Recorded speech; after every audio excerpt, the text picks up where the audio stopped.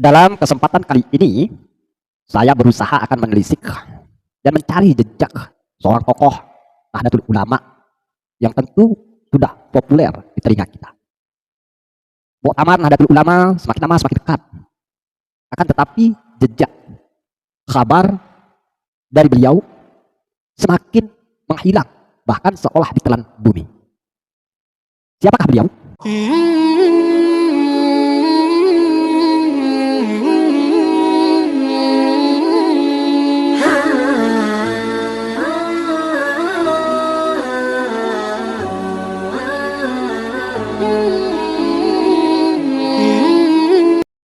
Saudara-saudaraku,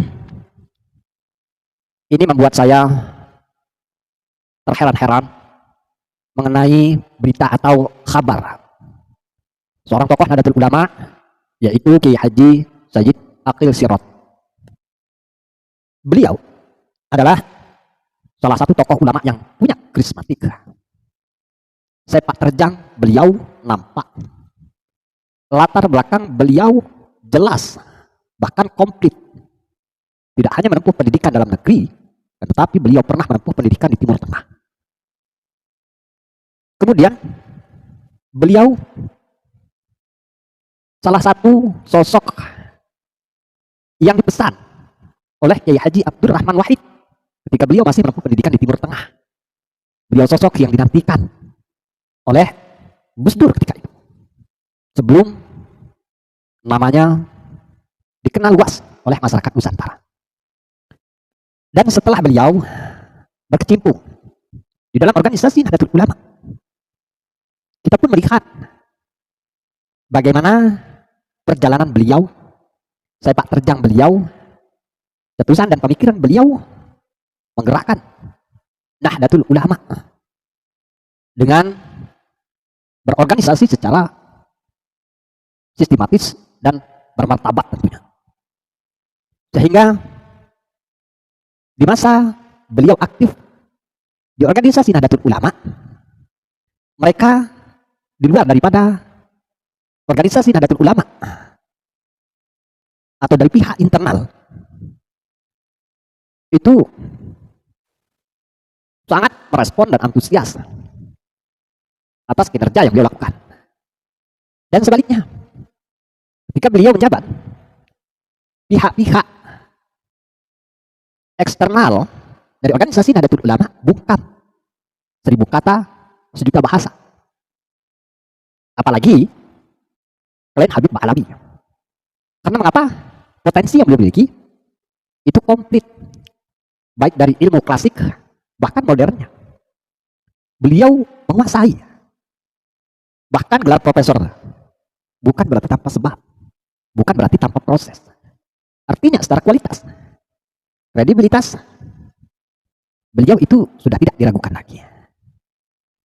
Nah, saudara-saudaraku, akhir-akhir menjelang muktamar yang akan dilakukan di tahun ini pada bulan Agustus mendatang, mengapa sosok ini bungkam? Apakah beliau dibungkam atau memang kehendak beliau sendiri untuk menutup diri? Hingga bagi kawan-kawanku semua, sahabat-sahabatku semua yang tahu tentu dengan informasi mengenai tokoh dari sosok Kiai Haji Sayyid Aqil Sirot, silakan berikan informasi tersebut di kolom komentar. Nanti kita akan respon agar tujuannya masyarakat secara umum, Nahdien, akar rumput khususnya, tidak menuai tanda tanya besar. Karena luar biasa harapan masyarakat secara luas mengenai tokoh Sayyid Aqil Sirot dilihat atau ditinjau dari ekstabilitas beliau itu di atas rata-rata. Bukti nyata sudah, sebagaimana ketika beberapa bulan yang lalu ada konflik di internal organisasi Nahdlatul Ulama, beliau termasuk orang yang paling terkuat, digadang-gadang yang layak untuk menggantikan dari struktural di organisasi Nahdlatul Ulama. Ini diakui bahkan pengasuh pondok pesantren Poso Lirboyo menyukai dan mempercayai beliau bahwa beliau bisa untuk mengendalikan, menjalankan organisasi Nahdlatul Ulama itu dengan baik. Ini saya sayangkan. Saya menyayangkan ketika seharusnya beliau nampak di permukaan, tiba-tiba hening, tidak ada kabar, tidak ada gejolak. Ini ada apa? Beliau di Nusantara ini bukan orang asing. Hampir seluruh wilayah Nusantara ini, baik kota maupun pelosoknya, beliau sudah pernah menginjakkan kakinya. Mengenai kealiman beliau diakui oleh para kiai, oleh para ilmuwan. Kendati pun masih banyak dari muhibbin Ba'lawi mencemooh beliau, memfitnah beliau, bahkan merendahkan beliau. Ya begitulah sifat dan watak atau karakter para muhibbin Ba'lawi. Jika ada sosok yang karismatik yang bakal membahayakan bagi mereka, maka mereka memberikan satu komentar atau satu tanggapan kepada Kiai Haji Said Akil Sirot, itu akan tajam. Nah, dan secara pribadi saya betul-betul mengharapkan, yakin bahwa sosoklah seperti beliau lah yang mampu mengemban amanah yang ada di ketua PBNU. Ya akan tetapi mungkin secara husnuzon bahwa beliau lebih mempercayai kader muda terlebih dahulu. Ini menurut prasangka saya, memberikan kesempatan bagi mereka yang memiliki kompeten tentunya dalam sebuah organisasi. Karena dalam kedudukan sebagai ketua itu lebih berat daripada Rois Am. Karena ketua PBNU itu selain daripada pengetahuan, pengalaman, juga usia menentukan ideal dan tidaknya seseorang untuk menjadi ketua. Karena ketua itu seorang tokoh yang banyak bekerja, baik dia di internal organisasi Nahdlatul Ulama, terlebih di internalnya harus bisa membangun komunikasi dengan baik dari berbagai macam kalangan.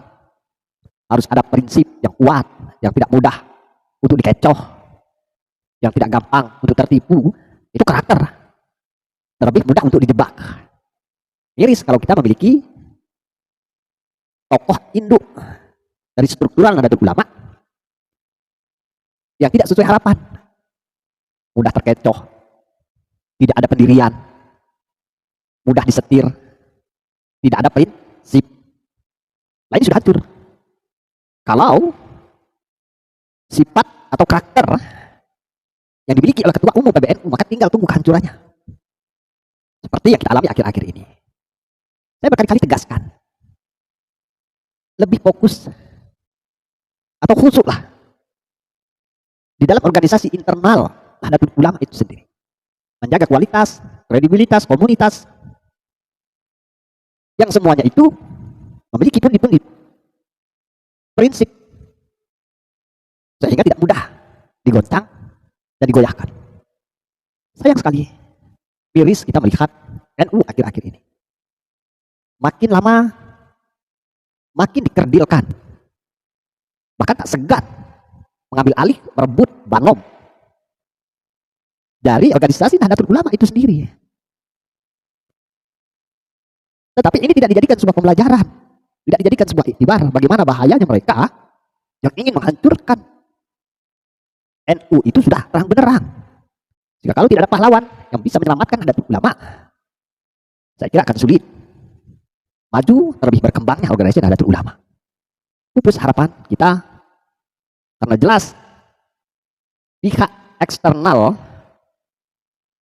organisasi Nahdlatul Ulama itu bak jamur yang tumbuh di musim hujan,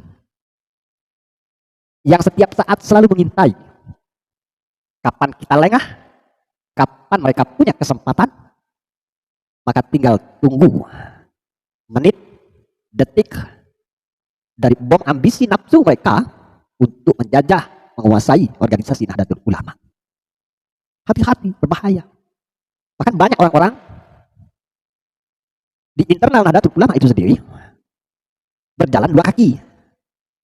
Dia berada di dalam organisasi Nahdlatul Ulama, tetapi loyalitasnya lebih dominan kepada eksternal organisasi Nahdlatul Ulama. Kepeduliannya, pengabdiannya lebih memperhatikan organisasi lain daripada memikirkan kemaslahatan Nahdliyin akar rumput di dalam organisasi Nahdlatul Ulama. Ini secara head to head dilihat dari organisasi ke organisasi. Belum lagi mereka yang menjadikan organisasi Nahdlatul Ulama itu seolah-olah bak partai yang ada di Republik ini. Dijadikan pijakan atau batu loncatan demi untuk menggapai jabatan. Banyak. Hati-hati. Waspada. Nah, kembali tentu menyikapi tentang ketiadaan kabar mengenai Yai Haji Akil Sirot. Saya menyayangkan, padahal beliau adalah termasuk kandidat calon yang kuat, bahkan layak untuk berada di posisi tersebut, terlebih dengan situasi dan kondisi yang saat ini memprihatinkan di dalam organisasi Nahdlatul Ulama. Kemudian jika kalian punya informasi terkini, kabar terbaru, silakan kalian berikan komentar mengenai informasi ini. Mudah-mudahan apa yang saya sampaikan bisa ditangkap maksud dan tujuan, bisa menyimpulkan bahwa betapa prihatinnya organisasi Nahdlatul Ulama ini kalau tidak diisi oleh orang-orang yang tepat amanah, yang tidak menjunjung harapan daripada para masyayikh Nahdlatul Ulama. Dan pada akhirnya saya pamit undur diri. Semoga kita selalu diberikan kesehatan, panjang umur, dan tetap selalu konsisten untuk jihad dan berjuang menegakkan kebenaran, membongkar kepalsuan dan kebatilan. Saya Mangku, Hakim Medsos. Salam akal sehat.